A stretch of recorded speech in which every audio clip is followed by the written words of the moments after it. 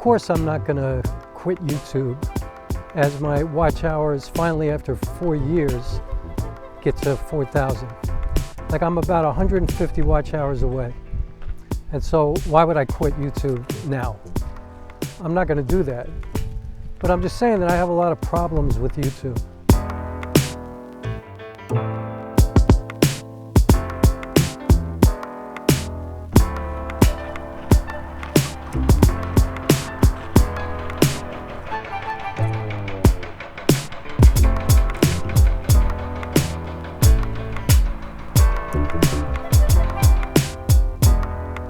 Of course, I am not quitting YouTube. That's a ridiculous notion because I am literally about 100 watch hours from being monetized.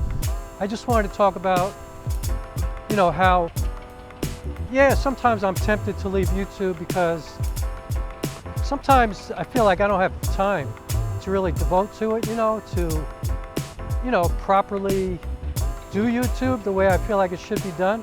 So what possible reason would I have to want to quit YouTube now after all this hard work? I mean, it basically took me 4 years to get here, and I'm talking literally, like I'm not making a joke, I'm not exaggerating. It literally took me 4 years to get to this place. Although I do have a lot of problems with YouTube, I have to say. And so I wanted to talk about how I'm definitely not going to quit, but I do have my moments because, my watch hours moved really fast for a while. And hold up one sec.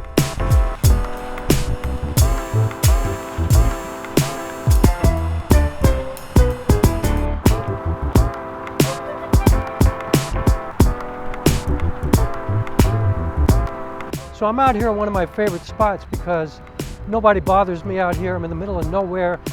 You can see that beautiful bridge. Like the other part of this video, I'm on the other side of the river, on the other side of that bridge.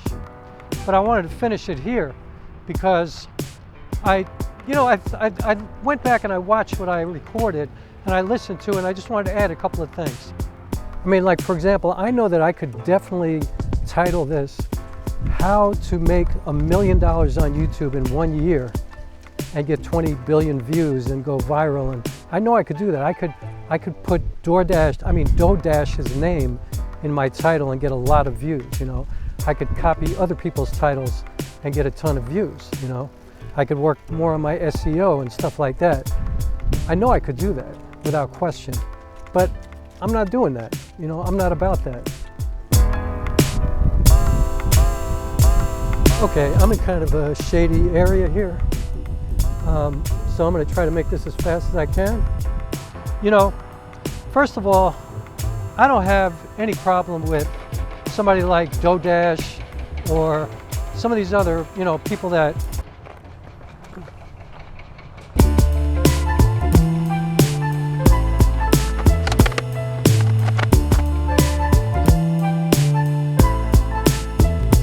First of all, I think it's incredibly manipulative and kind of, I'm not going to say dangerous because it's not really dangerous, you know what I mean? But there's something wrong with trying to convince people that they can do what somebody like DoorDash does. And I'm going to say her name a couple of times here because she made a video that kind of took a shot at people from New York. And I know that she made it seem like it was this positive, uplifting, spiritual awakening kind of video about get on here and do it. You could do it because you New Yorkers have a point of view and blah, blah, blah. But, if you really listen to that video, she's taking a shot at us. I do want to talk about a few weird things that are happening. Here come a million geese flying over my head right now. Hope I don't get shit on. But the part of it that I don't like about what DoorDash and a lot of channels like that are doing is that they're making you think that you can come on here and just talk on your phone in your car and, be all enthusiastic and, talk about God and talk about how, you need to do this and this is going to change your life and you're going to start making $4,000 a month. And it's like 99.999% of people who talk into their phone in their car enthusiastically about God or about making $4,000 a month are not going to succeed on YouTube. Facts. Man, it's been really, really hard for me to get this video done today. And you know, part of the reason is that I'm using a Sirui 75mm f1.8 APS-C anamorphic lens. And that means that I'm like 20 feet from the camera to get this shot, which means I have much less control of the environment that I'm shooting in because I'm in a park and because I have to be so far away from the camera. I had one kind of shady character kind of scoping me out before, and so I had to shut down and get in my car. And also the weather's been kind of weird, and it's just like, I don't know, all the elements are fighting against me, but I'm going to push through and get this done. This is something that takes a long time. It takes a tremendous amount of effort and dedication and commitment and sacrifice. Like, you got to be willing to put a lot into it in order to get something out of it. And honestly, I don't think the monetary part of it is the part that you can really look at as the getting back part. I think the getting back part is maybe the connections that you make with people. I've connected with some really nice people from YouTube. I have had some people send me gear and stuff like that because they like my channel. But, you know, I think you have to figure out for yourself what the advantage is for you, or what the benefit is for you. I wanted to add to this video that, you know, I'm so close to my watch hours allowing me to be monetized here on YouTube.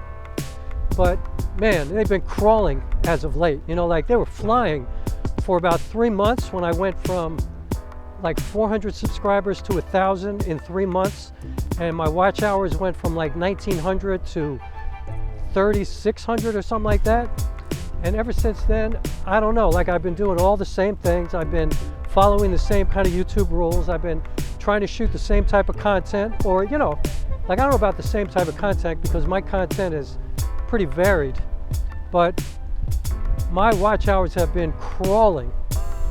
And so that kind of makes you want to quit sometimes, you know, because the thing is, like, I'm really curious. I have no idea what it even means when I get monetized, you know, like, am I going to have like, you know, a check for $4,000 waiting for me, or am I going to get a check for, you know, 11 cents? Like, I have no idea. You know, for me, you know, being a filmmaker, it's that I get to practice and work things out here. You know, I get to work with my camera, and I get to, you know, kind of get things off my chest too, which I kind of like, you know. I mean, I'm somebody who does Q&As after every live performance that I do. And I do that because I enjoy the exchange and the conversation. I learn a lot from it. And I feel like it's really important as an artist to inspire dialogue within, you know, among people, you know.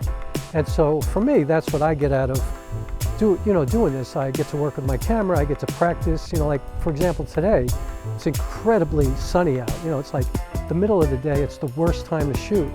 But I get to play with the dynamic range of this camera, you know. I'm shooting at f8, you know, I'm using manual focus like I always do. And I'm just trying to make it look decent in the worst of circumstances, because I feel like that gives me kind of an advantage to be able to shoot anytime I want if I can figure out how to make footage look good at any time. You know, because sometimes you can't control the weather. I mean, it took me probably a year longer to finish my film because it was so dependent upon the weather and snow and things like that, and I kept putting it off and putting it off, and I could have finished it a year quicker, probably. So anyway, I just wanted to add this to the video just to show you what it looks like and to let you know, like, you know, I think it is worthwhile to get on YouTube if you have no expectations of making a lot of money, earning a living, you know, like really, really counting on it to pay your bills, because I doubt that's going to happen. You know, you got to have a lot of other stuff going on at the same time. If this suddenly pays my bills and, you know, gets me to have a little bit more of a comfortable lifestyle, then that would be awesome. But I'm certainly not expecting it. I'm not counting on it. But I'm hoping to make, you know, maybe a few $100 a month, maybe more. But one thing you definitely count on is that I'm going to continue to, you know, do like the best content that I could possibly do. Try to be as contributing and as interesting as possible. and I'm never gonna bullshit you in any way, shape, or form. And I'm certainly not gonna tell you that you can make $4,000 or $5,000 a month doing YouTube. I would say vet the creators that you follow who inspire you and see if it's really worth it, you know, worth copying them. Like, you know, I watched a video the other day where somebody was telling me to, not just telling me, but telling me and you and everybody else to copy other people's titles, like verbatim, word for word. Just copy other people's titles. And it's like, I don't know, you know, if you copy somebody else's title, is that going to get you a viral video? Like, I don't really understand. It's just a bunch of people telling you how to do YouTube and how to be successful, but that ain't it. And yeah, I guess I'm kind of salty about DoDash because I feel like she was kind of, like I said, taking a shot at people from New York. And, you know, people do that all the time. I hate when people do that. You know, I have lived in New York 99.9% of my life. I find New Yorkers to be the friendliest people in the world. We're just, you know, not about any bullshit, you know. If you ask us for help, we're going to help you. If you ask us for directions, we're going to give you directions. But we're also going to be, you know, not like overly crazy friendly or fake in any kind of way, or, you know, it's like, I think people misunderstand people from New York, you know, but, you know, and like, people from New York is kind of a stupid thing to say anyway, because everybody on earth lives in New York. Like, people from all over the world, it's like the most diverse place anywhere. I don't think everybody who says they're making a living doing this are really making a living doing this, you know? And also what's interesting is, you know, if they are earning a living, like there's a couple of filmmakers, you know, Lumix filmmakers that I follow who put out videos all the time and interview other Lumix creators and do stuff like that, but they're clearly like just putting out the same videos over and over and over again, you know? And, you know, just telling you what Lumix might be coming out with, you know, what new camera might be happening, you know, how this one has 6K or 8K or 12K or a million K, and like, you're just like creating this lather in people where people are getting all excited. And how is that really going to benefit you? And what do you really want to do? Like, if you really just want to do YouTube, why are you so interested in these camera videos when somebody like DoDash is just using her phone, or maybe she's using a camera, but just like talking in her car? And supposedly one of the most, you know, successful YouTubers now. She's blowing up. Everybody's talking about her. Anyway, don't be dogging New Yorkers. We're nice people, we're good people, just like any place else. Plenty of assholes in New York City too, without question. Plenty of jerks, plenty of fake people too. But don't like lump us all together and say, oh, you New Yorkers, you're like this, or but you should get on YouTube because you got a perspective, you got stuff to say. It's like, come on. I don't know where DoDash is from, but she's no different than any of us, you know? We're all in this world together. Everybody's different, everybody's got their own thing.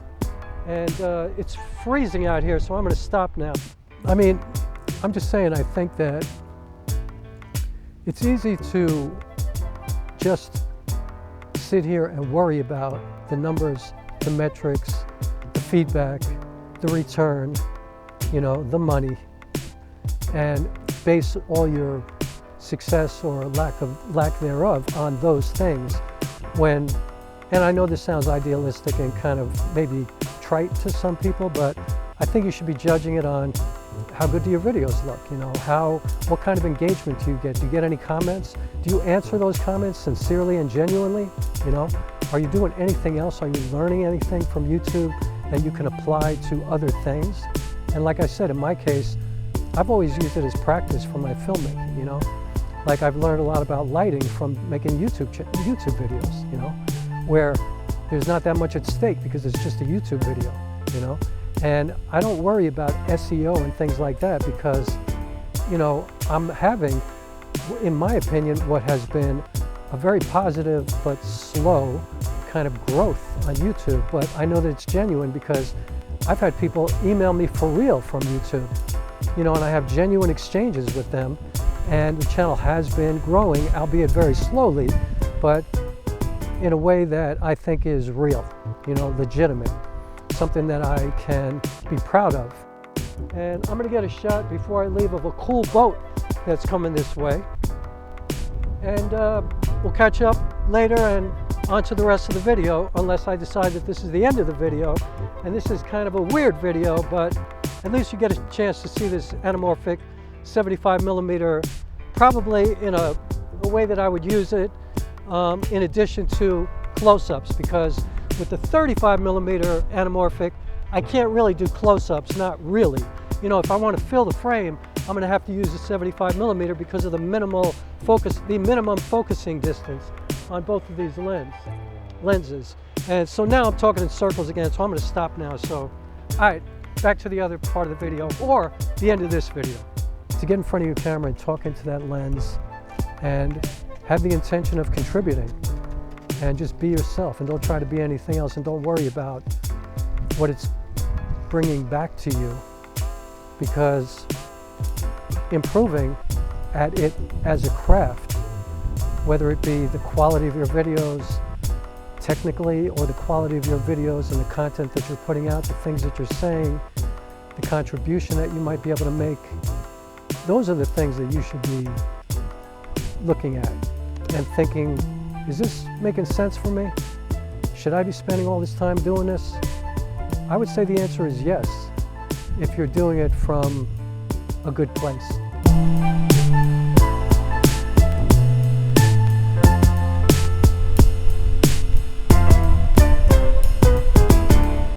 So, all right, I'm going to end this video now because it's going somewhere else. So please subscribe, and please hit the like button, and please consider joining my Patreon. I would so greatly appreciate that. And thanks for watching me whenever you do. And I'll see you soon. Have a beautiful day. All right.